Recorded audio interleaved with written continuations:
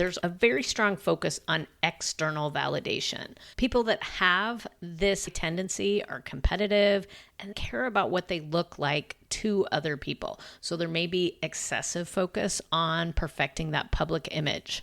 The way that I see this showing up in the job search is specifically people who think they aren't ready yet. If you're job searching right now, you're in the right place.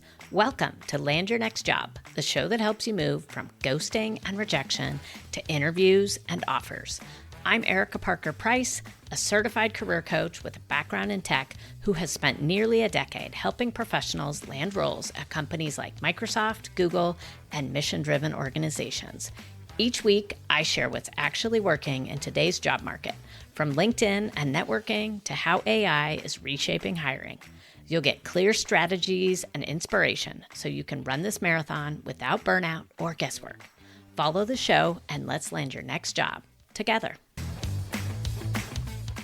We are in the home stretch with these last 3 saboteurs. Today, we are doing Hyper-Achiever.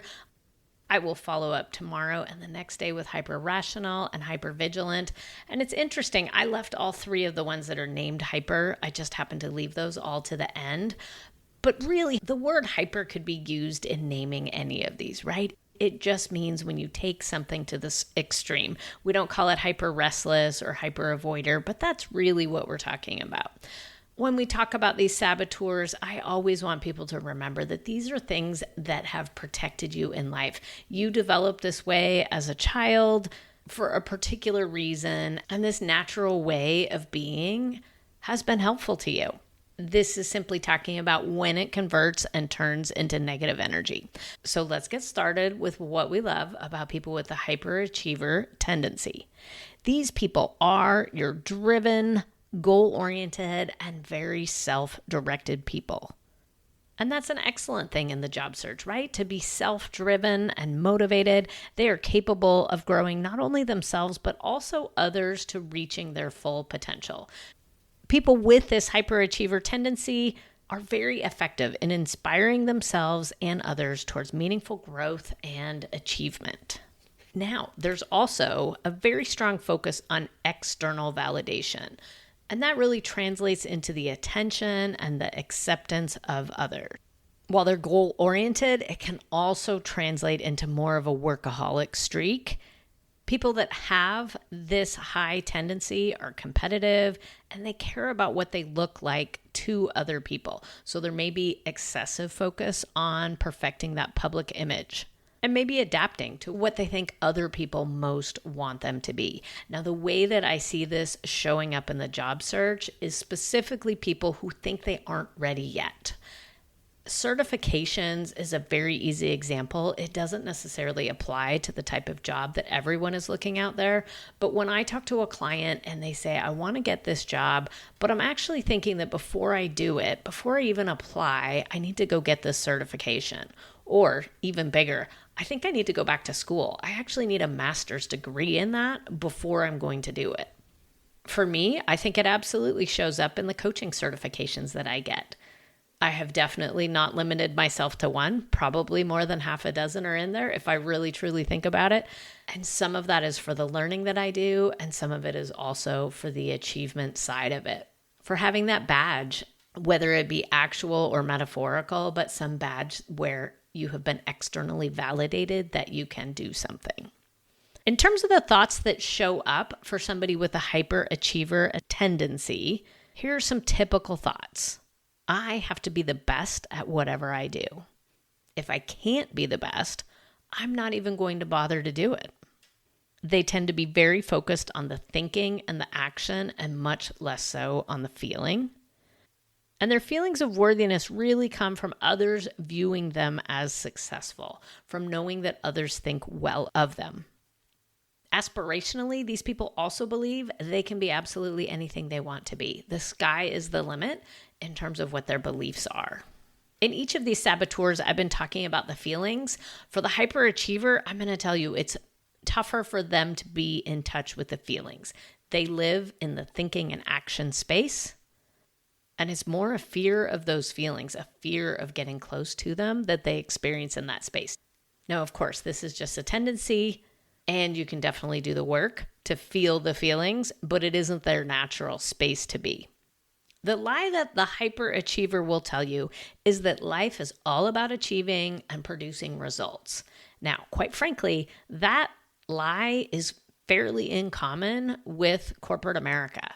And I say corporate America because that is where I have worked. I know I have listeners that are from other countries as well. And so you can try that on for size and see if that relates to the working environments that you're used to there.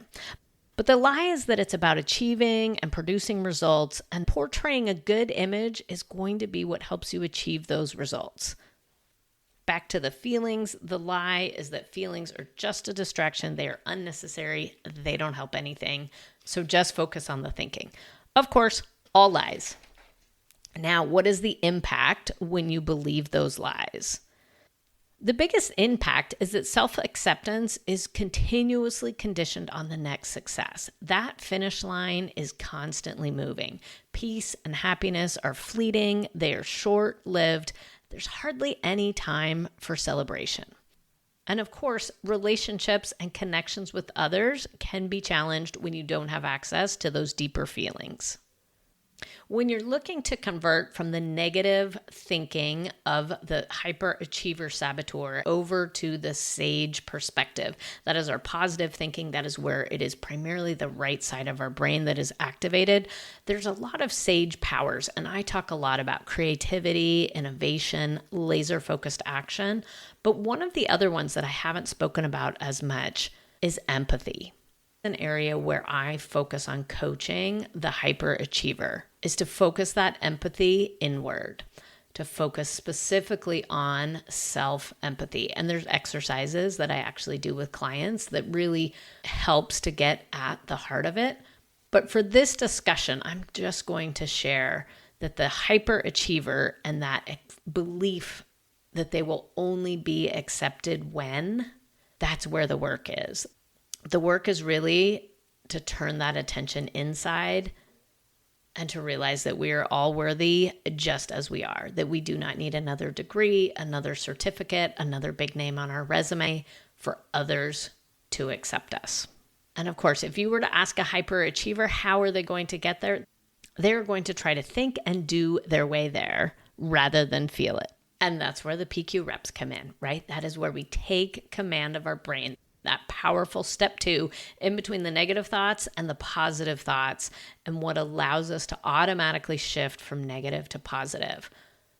The PQ rep that I'm going to leave you with today is something called fog breathing. There are so many different techniques that are out there, and I'm going to walk you through this one. You're not necessarily going to hear me do it because I don't think that makes for good radio, as they say. As always, we're talking about a singular focus, and today that focus will be on breathing. You don't have to do it yet, but I will describe it. I'm going to ask you to breathe in, take a deep breath in through your nose, and then when I ask you to exhale, you're going to exhale as if you were fogging a window. So think of yourself on a winter day inside, fogging up the window. And what you want to do is you want to breathe out for longer than you breathe in, and you want to breathe out as long as you can. One breath is all that it takes to shift you from that negative space. However, 3 breaths is even better. I'm going to count in for a count of 6 for the inhale, and I will count out till a count of 12. If you can go longer than that, go ahead and do it. And remember, when you're breathing out, you are doing it as if you're fogging a window. So this may look weird if there's other people around you. Think about what your surroundings are, but I'm basically looking for an exhale with your mouth wide open as if you're making an ah sound. You don't need any sound other than the breath. So let's go ahead. I'm going to have you breathe in 2, 3, 4, 5, 6.